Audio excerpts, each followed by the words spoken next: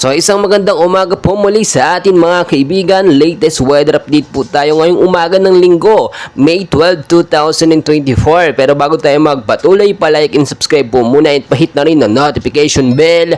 Maraming salamat po. Ngayong linggo po ng umaga mga kaibigan, ng weather system po natin or hypnosis po galing sa Pag-asa, patuloy pa rin po natin binabantayan. Ito nga pong easterlies o yung mainit na hangin po na nanggagaling po sa karagatang Pasipiko na posible pong magbigay ng pag-uulan pagdating po ng bandang hapon.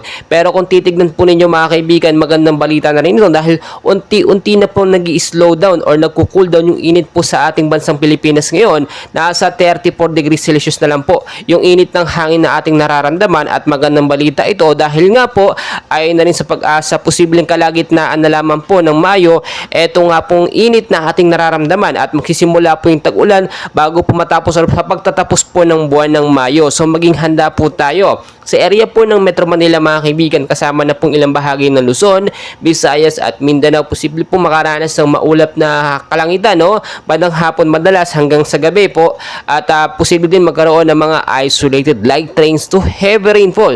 So maging handa po tayo sa posibleng pagbabaha in case man po magkaroon ng biglaang pag-uulan. At landslide naman po doon po sa mga landslide prone area. Naranasan po natin nung mga nakaraang araw mga kaibigan sa area po ng Metro Manila, yung isang bugso po ng napakalakas na pag-uulan, biglaan po nagkaroon ng pagbabaha. Kasi nga naman po, no, hindi tayo naghahanda. Yung mga esterot canal, napakarami pong basura which is talagang nakabara doon. Kapag kumulan, hindi po nakakadalo, hindi po nakakalusot sa mga estero yung mga tubig. So yun po yung main cause talaga ng biglaang pagbabaha kasama yung biglaang pag-uulan. Lalo na po ngayon, patapos na po ang heat season, papasok na po ang rainy season. So inaasahan natin ay tag-ulan na ito, mga bagyo season na po ito mga kaibigan.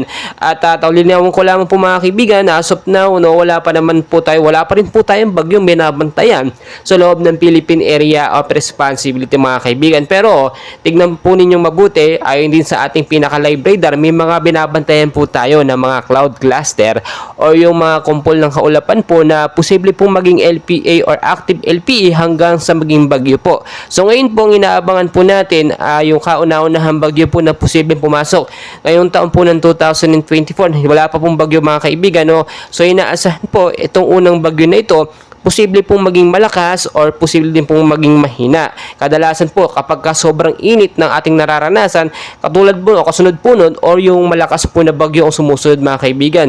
So mas maganda maging handa na lang po tayo, no? At tulad na aking pinapaalala, kahit wala pa pong tag-ulan, init pa po ngayon, ugliin po magbaon ng tubig na malamig, no? Panlaban po yan sa init o heat stroke.